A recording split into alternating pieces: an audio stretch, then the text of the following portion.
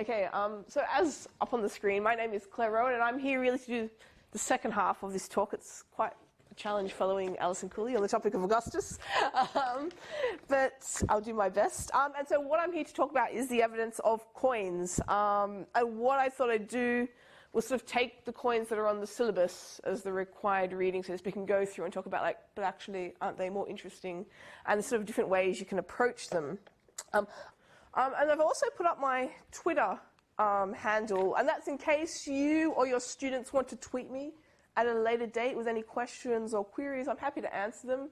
I'm happy to chase Alison down in the corridor and get questions to her answered as well, if you so wish, if you want to sort of take it, you know, if you sort of, you know, you're in class and the student's like, but what about X? I'd be like, oh, we'll just tweet someone. Yeah, I mean, I thought I would start by talking about actually the Roman attitude to money.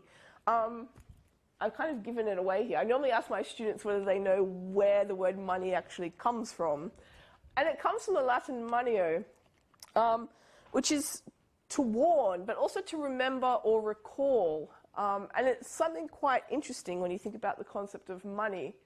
In the Republican period, the temple was on the mint was on the Capitol line, quite close to the temple of Juno Moneta. So, you know, money, Moneta. And this was the goddess in charge of sort of the weights and the measures, but also the linen rolls, the history of Rome. And so in essence, what we come to understand actually is that for the Romans, and this is not really a Greek attitude to coinage, but for the Romans, manio moneta, money is, okay, it's a medium of exchange, but it's also a medium of memory. It's to remember, to recall. And so Juno Moneta, you know, she's a goddess, but she's responsible for the purity of the coinage, but also in a sense, the history that is portrayed on that coinage. And the Romans have this particular approach to money, which I think really isn't found anywhere else in antiquity. Maybe a little bit in modern-day Britain, but they're inspired by the Romans, the London Mint. Like, oh, we'll channel Rome and have some history on our money. So in this sense, it's clear that, you know, it's a medium of memory, money. And I mean, people call them monuments in miniature, and I think that's really sort of what they are. But what's fascinating about money is that unlike, say, you know, a triumphal arch or the Colosseum, money actually travels. A coin will circulate around, so it has sort of an unstable viewing context, whereas in the Colosseum, you have a very particular road that you would walk down, say, and then you would have a particular vision that would appear, and a particular, you know, sort of guided route. Whereas money, you know, you can have it sort of anywhere, at any context, and that sort of makes it sort of quite interesting.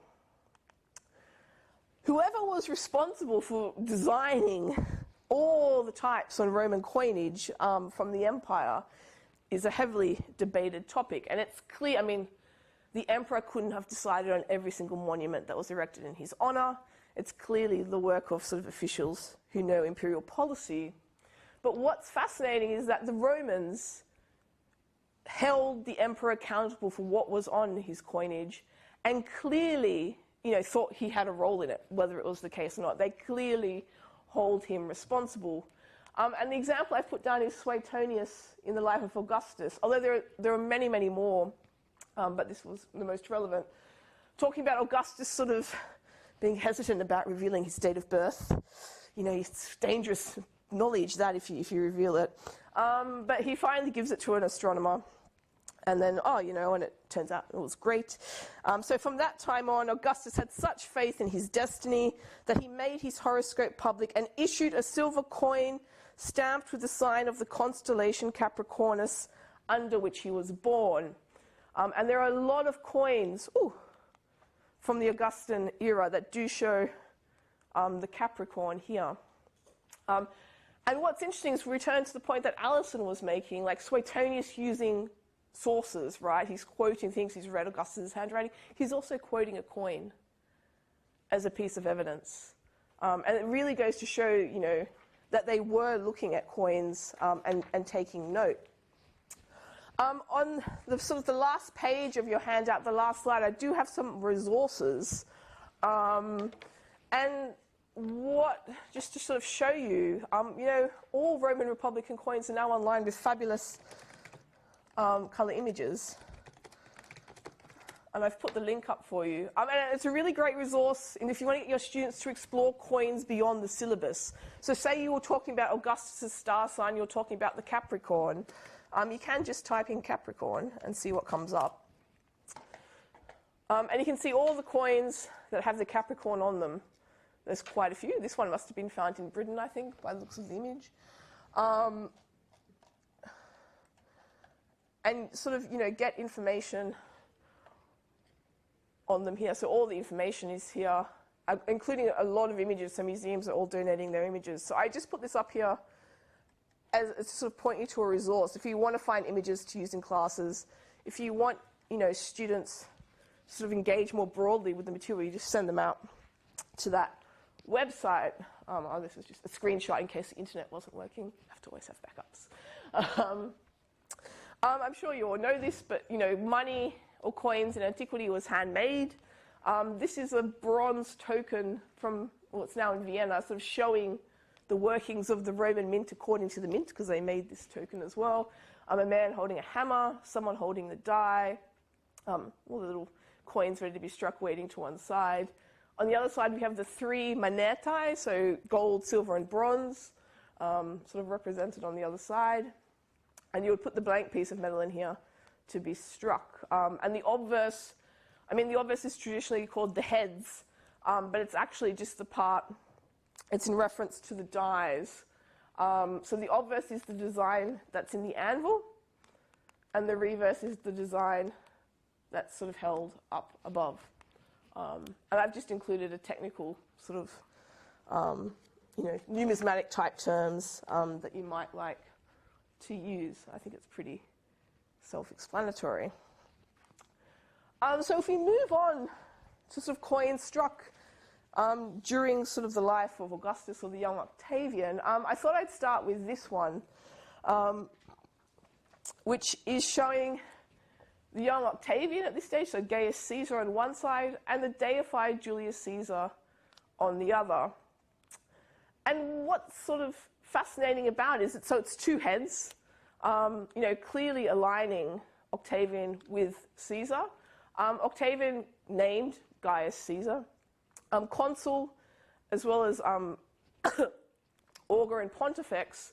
And again, the legend sort of echoes this: see Caesar, except Caesar is called, you know, dictator for life, Pont Max instead of Pont Org. So there is this sort of alliance. But what's kind of fascinating is when Octavian comes out with this coin, he's actually a bit behind the eight ball. Because after Caesar dies, you know, there are in essence two heirs. There's Mark Antony and there's Caesar, the young Caesar. And Mark, if we look at the dates, so this is dated to sort of 43 BC. But if we look at what Mark Antony is doing at this time, he's clearly also saying, well, I am also allied to Julius Caesar. So in 44 BC, so really, you know, before Octavian, and it must have been very soon after the death of Caesar, a moneyer called Publius Cepilius Macer strikes a coin clearly for Mark Antony or Mark Antony's cause, where Mark Antony is shown bearded and veiled on one side, and it's called a desultor on the other side, so a horseman. But clearly, you know, bearded is the sign of mourning for Caesar. And then the next year, he strikes coins showing himself on one side and Caesar on the other. So, you know, this coin doesn't exist in a vacuum. They're clearly reacting to each other. People are watching what other people are doing. The Caesarian side is watching what Mark Antony is doing. It's like, oh, we also need to be doing that. There's clearly a dialogue going on between them. And sort of what's interesting here is that sort of both have a sort of symbol behind their heads that sort of reference their positions. This coin, which is oft discussed and also on the syllabus, is an aureus. This specimen is from the British Museum. The thing about this token that's quite interesting, coin, so I've been studying tokens for so long, it's automatic now. these coins, this coin, and this coin, is that none of them are really struck in Rome. They're not in the Mint of Rome. These are military mints. These are mints outside the city, which in essence have more freedom than in the mint itself. This coin, this aureus, gold aureus, we think was struck at Ephesus in 28 BC, which raises the question, who was responsible for this design? Was it a Roman official, or was it the provincial officials at Ephesus? We don't really know. So we have Caesar, or the young Octavian, on one side, labelled as the son of the divine Caesar, consul for the 6th time. And on the other side, we have Octavian seated on the curule chair, holding a scroll. There it is.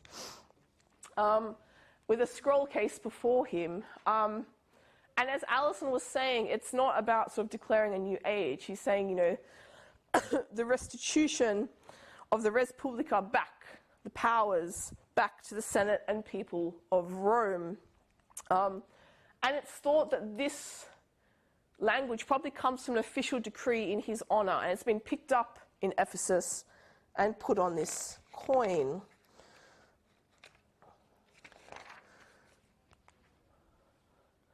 Ephesus, I should also say, this coin, this aureus, is only known from 2 examples. 2. It's really, really, really, really rare.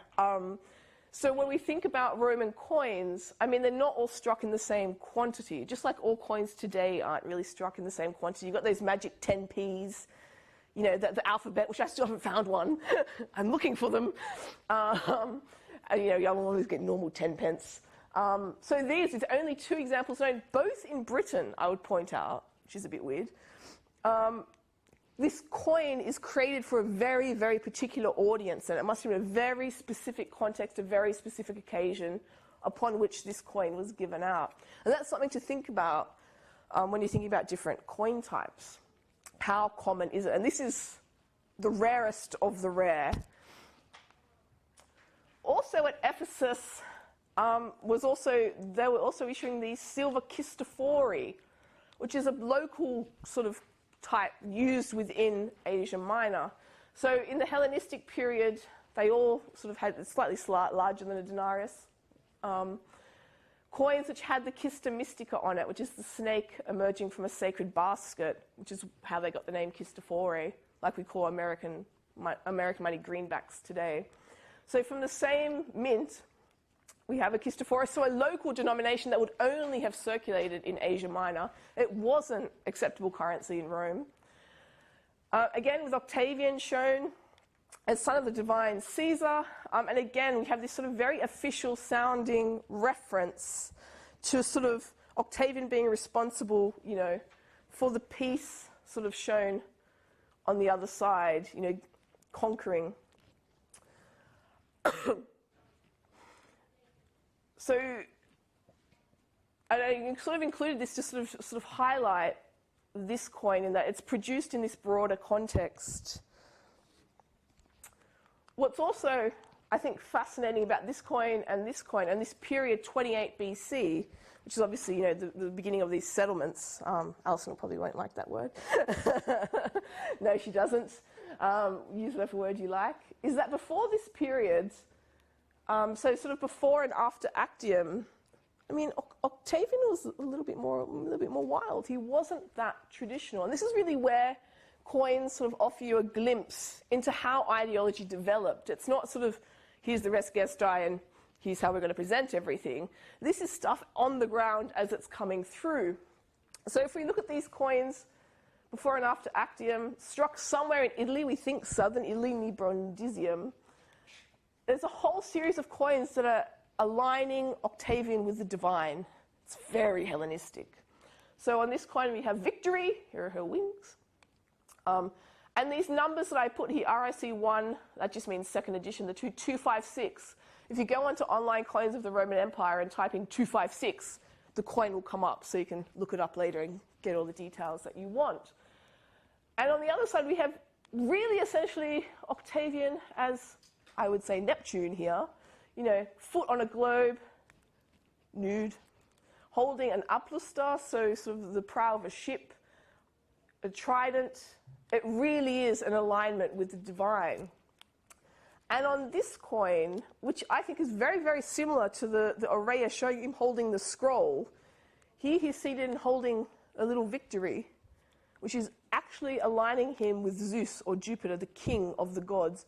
Not even Hellenistic monarchs were shown like this, holding a little victory. None. He goes even beyond Hellenistic monarchs. And it's further underlined on the other side of the coin, where behind Octavian's head you have a thunderbolt, the sign of Jupiter.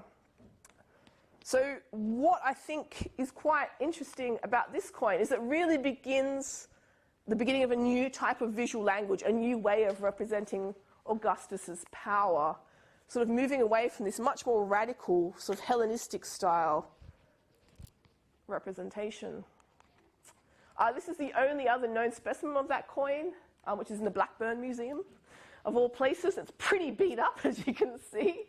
And if you want to sort of find out more about it, this is a very, very good article. I mean, the title gives nothing away, does it? You don't know this is what's being discussed in here. Just, oh yeah, 2 new coins. But they really talk about the language being used on these coins and the fact that there's now one other specimen, which actually from a numismatics point of view makes me feel a lot sort of happier about the authenticity of the specimens, especially because this was locked in a drawer and no one knew it was there until someone was like, oh, hang on a minute, what?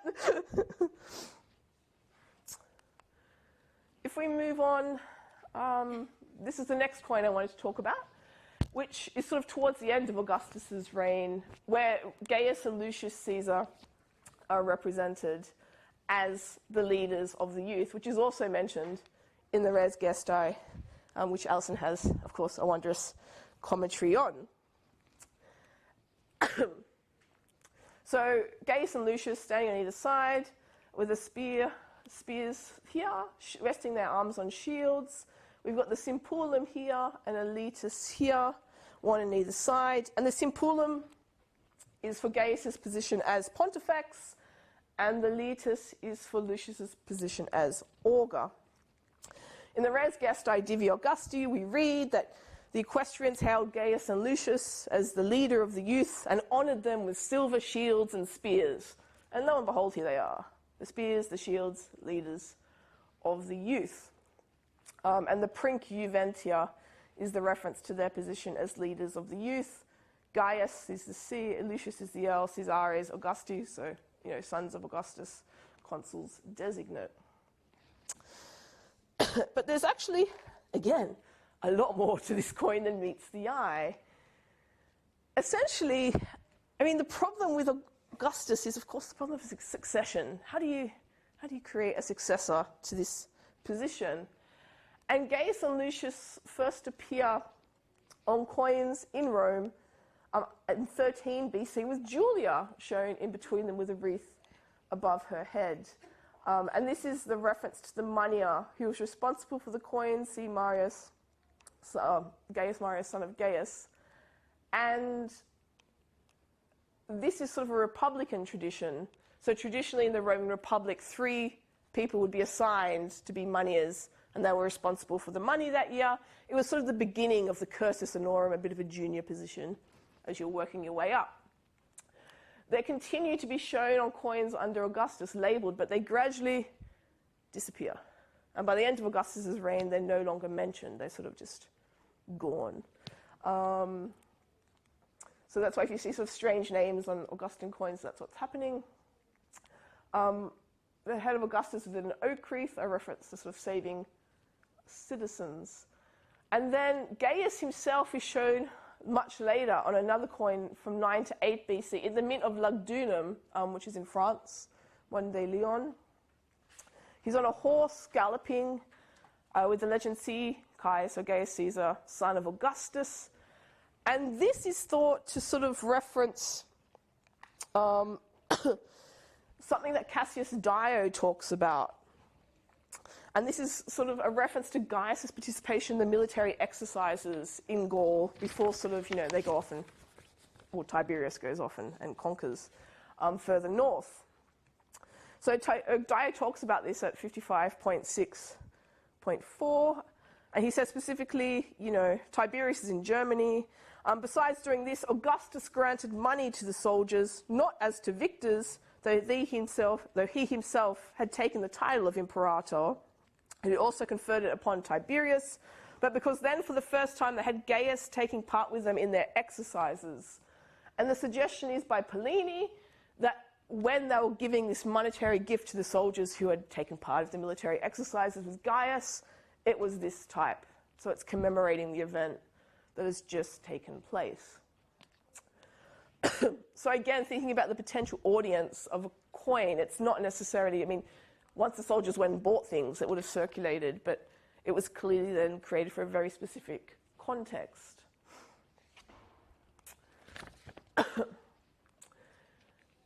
What's fascinating about the Gaius and Lucius coins is that, for quite a long period of time, from 8 BC to AD 13, for gold and silver coins, they only showed Gaius and Lucius. There wasn't this normal variety of types that you would normally come to expect. It was like Gaius and Lucius, Gaius and Lucius, Gaius and Lucius, Gaius and Lucius, Gaius and Lucius. And the point is, I think, is that they had to communicate who is going to be taking over, who the appointed successors were. And that was the total focus of coinage towards the end of Augustus's reign. And even after both Gaius and Lucius died, it seemed, it was still Gaius and Lucius, which is why we date these to AD 4 or beyond. The actual date was still being debated, but it's clear that production continued well after the death. And so many coins of this type were produced, so many coins. So the exact opposite to the aureus. These coins are everywhere. They've been found in Germany, along the frontier, in Scandinavia, and they're one of the most common Roman coin types in India. So really it was being produced in very, very large quantities. There could be no doubt about the importance of Gaius and Lucius. There's a sub-series of this called the X series. It's all very mysterious. The X series, great mystery. So it's essentially the same type, but with an X. Everyone's like, what's with this X? There's been a lot of debates. Volta talked about it. And these are much rarer, this X series. So everyone's like, what? What's with the X? Some have suggested it stood for denarius, so 10. But I think Volta's has hit it on the head, because if we look at bronze inscriptions from the reign of Tiberius, in particular these two, Gaius and Lucius's names were added to the hymn of the Salii, which is a priesthood of Mars, after their deaths, and 10 centurii were named after them, as an honor. And perhaps that's what this X refers to, the 10 centurii, which were named after the two now deceased successors to Augustus. And it's clear, again, that not everyone would have understood what this X meant, but they were clearly perhaps given in a particular context where people would have understood the reference of this the X. They were so widely used and travelled so far that people even began imitating them. This, I think, is from Germany. So there's a series of imitations imitating this type as well. It was so common and so widely used. There is, in fact, also a token. So this is indeed a token, a lead token from the city of Rome. It was found in the Tiber and perhaps issued by the Imperial house, perhaps issued by a private individual. But again, you can see this clear reference to Gaius and Lucius. Here we can't tell which one is which. The actual original specimen has now been lost. And the shields and spears on the other side.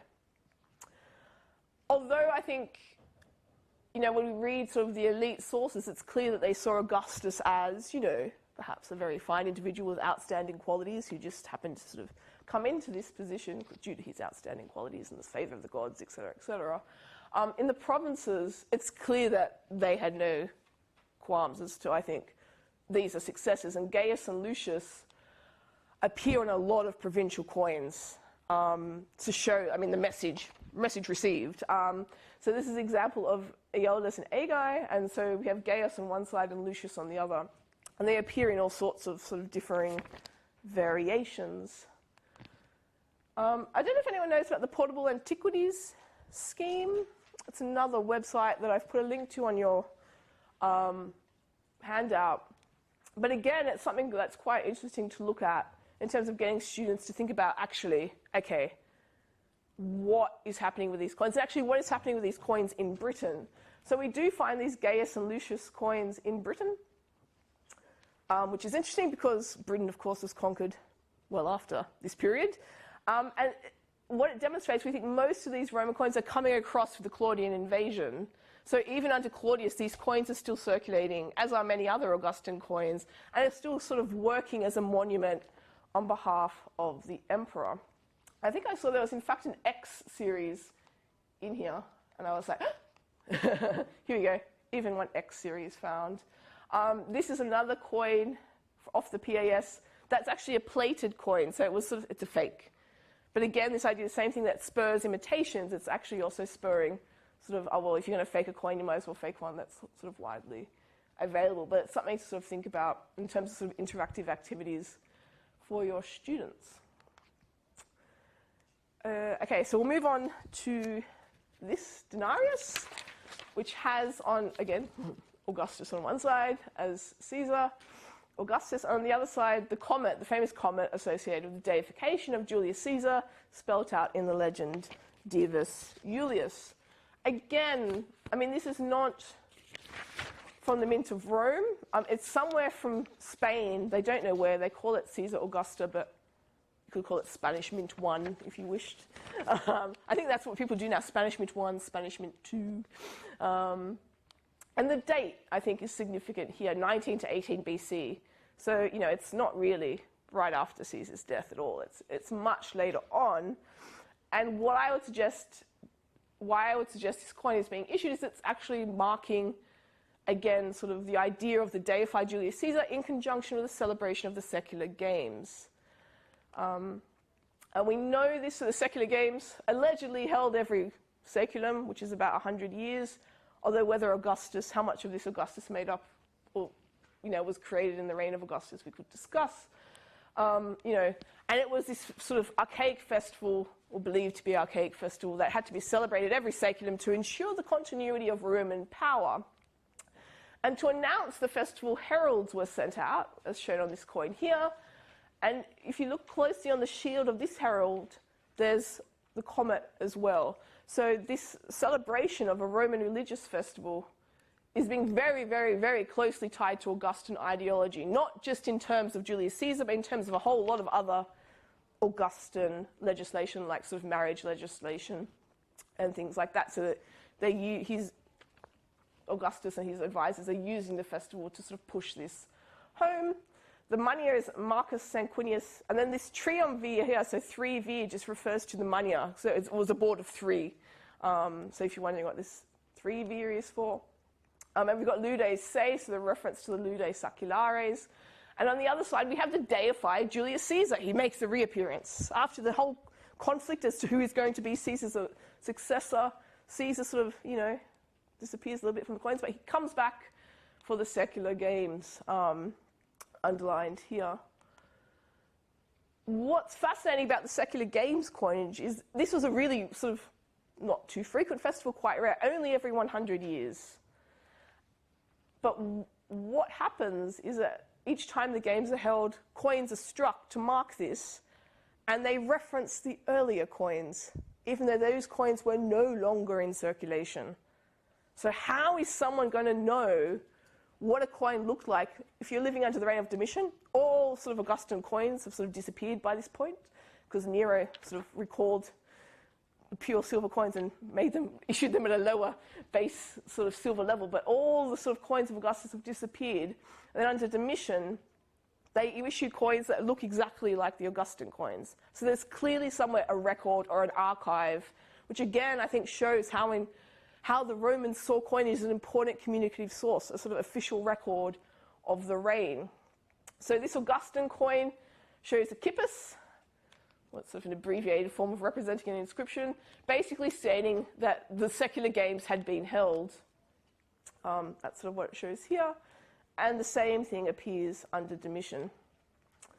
And this is also probably referencing the acta. So they would write down on very large inscriptions, very tiny writing, what had happened during the festival.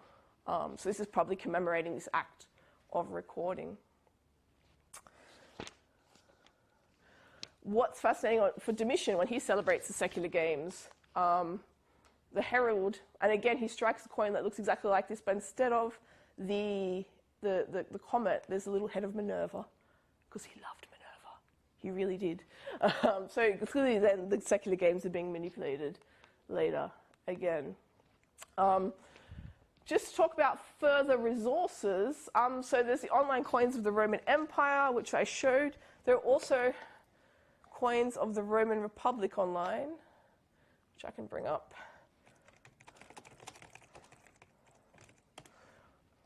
Oops. Oh. And so it's a bit weird with coins in that sort of everything for the late Republican period and the Civil Wars period is on this database, and then like the Roman Empire is on the other database. But for instance, if you wanted to bring up the Sextus Pompey coin that Alison was talking about, you would just search Sextus Pompey. You can find a lot of Pietas. Yeah, he was into that. And you could find sort of similar coins. And eventually, here we go, the coin that Alison referenced. With all the information there. Sometimes find spots as well. And freely available images that you can use with your students. From the Portable Antiquities Scheme. There you go. That made it to Britain as well. Looks very dodgy. It's been photographed the wrong way around. But anyway. The Portable Antiquities Scheme. I've also written a textbook that's sort of aimed at university students, but actually a lot of teachers have been using it and finding it really, really useful. I think it's only 18 quid. So there you go. I've also done some videos for the Warwick Classics Network, which is on the Warwick Classic Network page, talking about these particular coins, other coins as well, if you wanted to send your students to that video. And so I'll leave it there. Are there any questions?